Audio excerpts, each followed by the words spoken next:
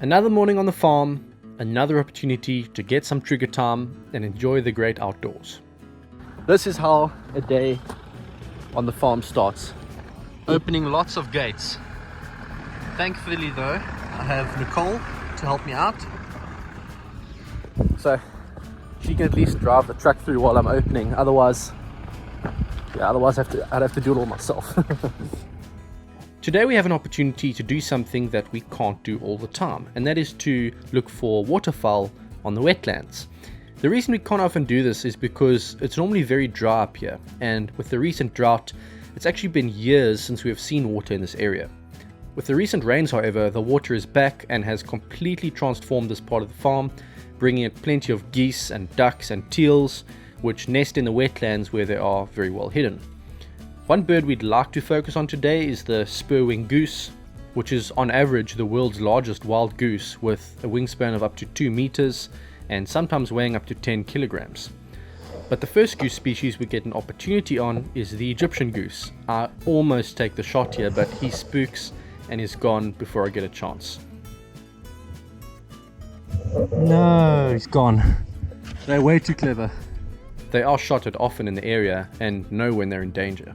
At least we get a chance to see one fly away in slow motion, which is pretty cool. Shortly afterwards though, we get our chance on a Spurwing goose, and I make it count.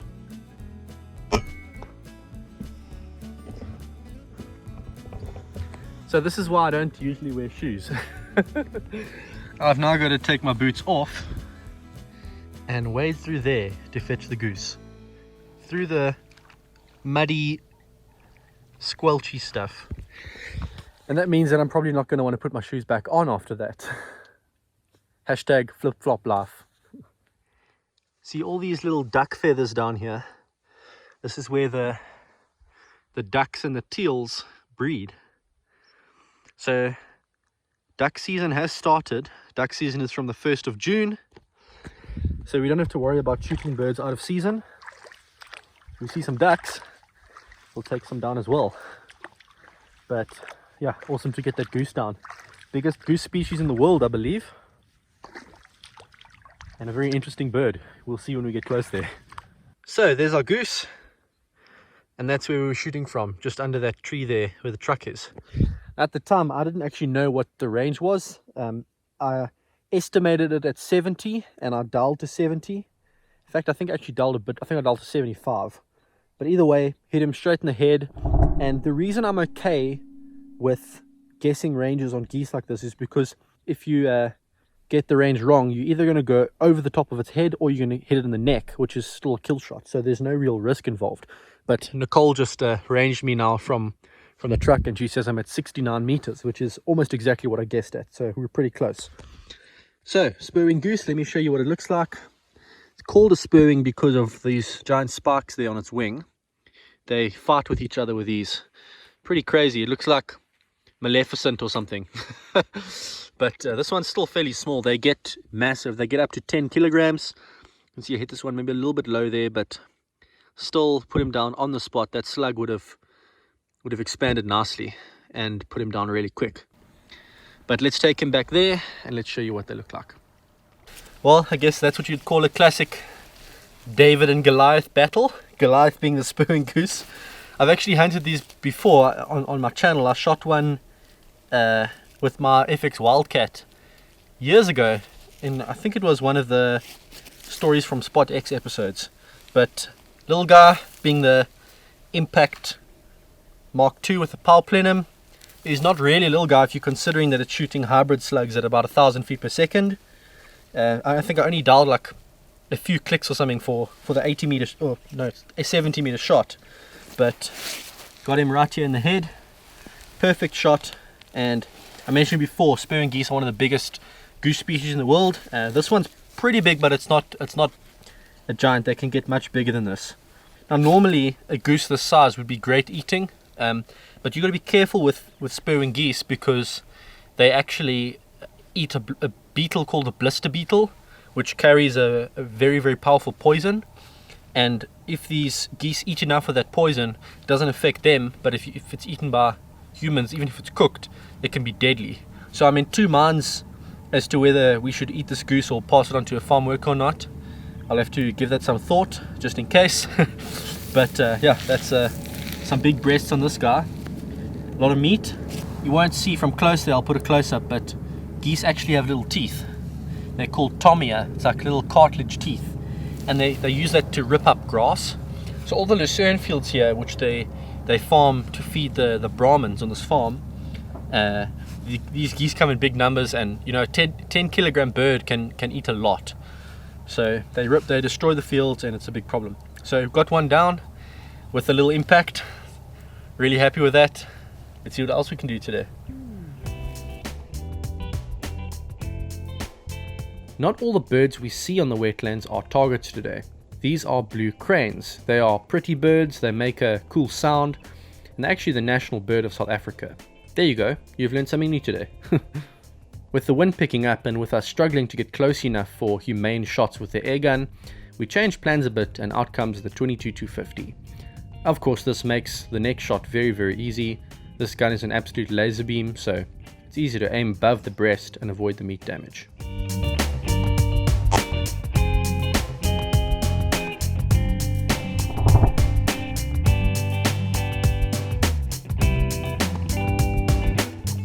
And here we go again, trudging through the water. As you've seen before, big birds. This one's a pretty big one. And look at that, there's my arm. And I hit him right there in the neck. So he went down right on the spot. Super happy with that. With the day moving on, we decide to move on also and head back to the dam wall that you'll recognize very well from previous Pigeon Paradise episodes. I mean, it wouldn't be a Pigeon Paradise episode if we didn't at least try for pigeons, right? Well, the Brahmins are out here being fed, and normally this brings in plenty of pigeons and doves, but while we're waiting for the pigeons to come in, we instead see some movement behind us on the dam. Perhaps this was just meant to be a waterfowl episode. As soon as you keep still, Mr. Goose, I'm sending a hybrid towards you.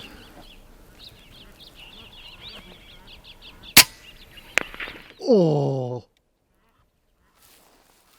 Wow!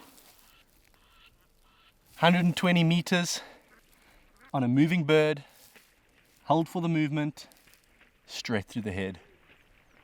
That was absolutely insane.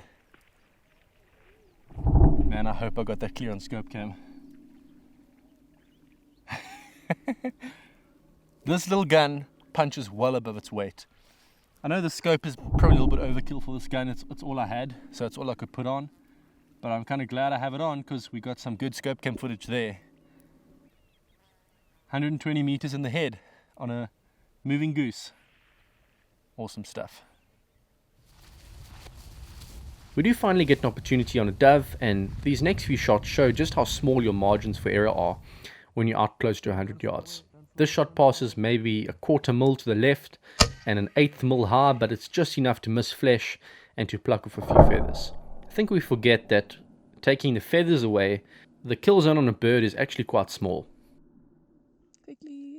I pass the gun to Nicole, I dial for her, and she does her job just fine, but again, the point of impact is just a little high and passes through the feathers.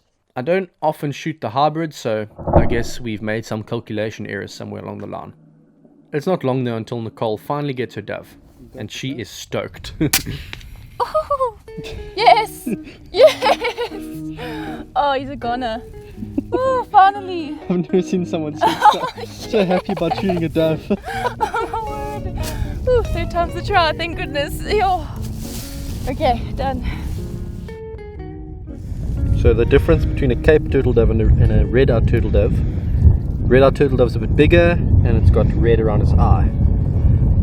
Where we live, we get red-eyed turtle doves. Out here they don't. It's just these smaller Cape turtle doves. But we're going to leave them for the farm workers to eat, and they're going to be super stoked. Well, the wind has suddenly picked up out of nowhere. Just 5 minutes ago it was dead calm, and now you can see the wind blowing here on the dam. It is still kind of behind us, but it's 12:30 anyway, so we're going to go back to the farmhouse, get some lunch, and then either come back here or just drive around and maybe find another spot. I must say, this place is a lot more dead, if you can say it like that, especially in terms of ground squirrels and pigeons, than it was last time. My feeling for that is that last time there was quite a drought. It was very dry, and the birds had to come here to the animal feed to get food. Right now it's quite green, so there's water all over the place, there's stuff growing, they can eat anywhere they want, so there's no real need to come out here. The waterfowl, however, there's a lot of them. I could shoot a ton more than I've shot, but the farmer's wife who enjoys taking walks around here and stuff just said I mustn't shoot too many ducks. I guess she means geese as well, so I'm gonna settle with the few that I got today. Tomorrow we might go out to a different farm that's pretty close here, where they've got a massive goose problem and just go crazy. But for now, I think we're gonna call it today, or at least call it a morning. So let's get some lunch and maybe head out and see what else we can get this afternoon.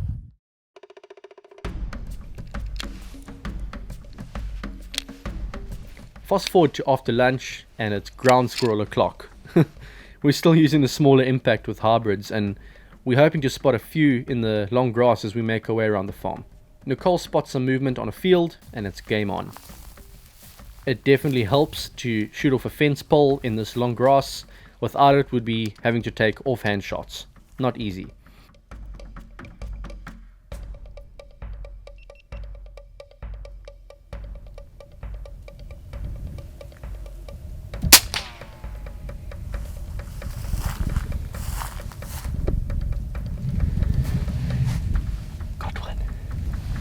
I'm going to wait a bit, because often when you shoot one, the others come out. Let's see. This is what helps to do things like a PRS or NRL. This is not a very easy position to shoot off. My back has had to be bent a bit. I'm balancing on rocks. I'm leaning on a fence post that's a bit rickety. You need to time the trigger pull quite carefully when shooting like this. That squirrel is probably, what, 35 meters away, 40. It's a pretty small target to hit at 35-40, so I'm happy with that. But I'm going to give it just a few more minutes and then we'll go walk up to him and fetch him. As you can tell, I've kind of given up on my shoes already. Shoes have come up, off, flip-flops have gone on, and I can't say I regret the decision at all. So here's the reason that we shoot these ground squirrels. We've got holes down here all the way along the side, and we've got animal poop, which says that the livestock and the squirrels are living in the same area. We've got the fields over here, we've got sheep grazing over there, and these holes can be quite a hazard, especially for young lambs that are, their legs are still a bit weak. If there's holes underneath the soil and they collapse one of the holes, they can break their legs. So that's the reason why we sort these out. Ground squirrels must go, and thankfully we got one. He's right over here. Got him in the head, just nicked the top of his head, but it was enough to put him down on the spot. Probably cracked his skull and finished him off there. But yeah, glad to get a squirrel down. Wasn't a perfect shot, but the hybrids do open up and did the job here. I spot another one on an anthill shortly afterwards, and this shot is very straightforward, although regrettably I didn't focus the scope properly. Well, here he is, right there in the head. Happy with that shot. It was close. I think I may have missed the focus a little bit with the scope cam, but that's alright. We got him down. That's all that matters. See you.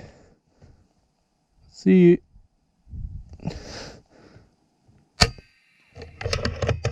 Oh, I think the wind's just... There you go. Oh, he's gonna go down now. So here's the squirrel we got with the hybrids. Organs are basically hanging out. It's not the best of shots. I would have liked to get the head shot, but that's through the vitals. And with the hybrids, a vital shot will put him down within a few meters. So pretty happy with that. This shot was taken with the 22-250, and I actually thought I'd missed because I couldn't find the squirrel afterwards. Turns out he'd just been launched a long way off, and I only saw this in the slow-mo replay. This one I know I'd hit because I saw bits of him raining down. I apologize for the blurry footage. I turned the magnification down to 6 times on my scope cam, and it just wasn't set up for this. But maybe it's a good thing, because if it was crystal clear, I would probably have to blur this anyway. It saves me some editing work. This footage is much clearer though. I managed to capture these meerkats through the Titan scope cam in slow motion, sitting up like they always do, just watching us with their beady eyes. Hakuna Matata. Very cool, but they are not on our list. Meerkats are closer relatives of the mongoose with sharper teeth, and they don't have the big choppers like the squirrels do. Talking about squirrels, here's our last squirrel of the day. Again, I unfortunately missed the focus here, but the shot itself is placed perfectly.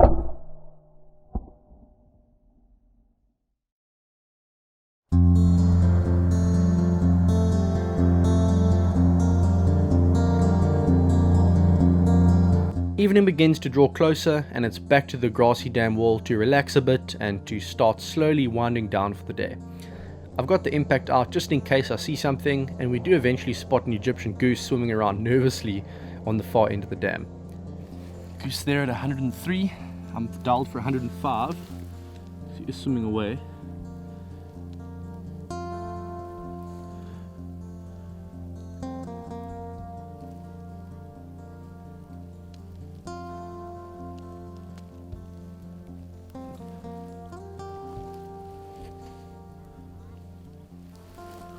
Come on, dude. Need you to stop. Need you to stop.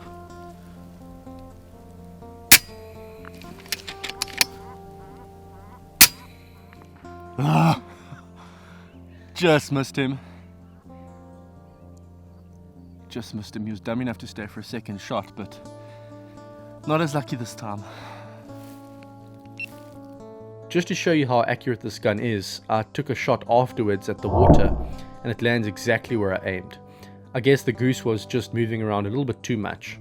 And that little head is not the biggest of kill zones. And finally, the moment you've all been waiting for, the rock pigeon that we needed to make this an official Pigeon Paradise episode.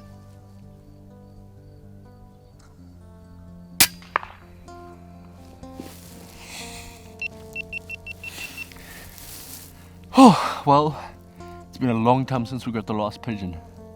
Just shows how different it was last time to how it is now. You know, the first Pigeon Paradise series I made here, I could hardly even shoot them fast enough. They were everywhere. It's a real deja vu, you know. Back then, I was lying here shooting a bird off the exact same position on the exact same roof, and for me back then, that was a long shot. You know, I had to hold over for it, or I had to dial for it. At, what is that, something like 60 meters. Now, at 60, I can basically, dial 2 clicks. It's almost negligible. It just shows how far technology's come. But yeah, as the sun starts going down, we get our last bird. I think we're going to call it there for the day. There's no point waiting here after it gets dark. The birds won't be landing in.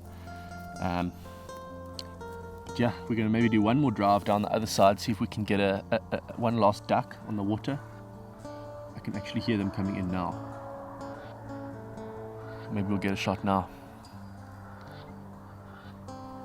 But after that, we're going to call it quits. Evening falls on the farm, and it's another gorgeous setting in the beautiful Karoo, with the acacia bushes reflecting off the dams and the orange light peeking over the mountains.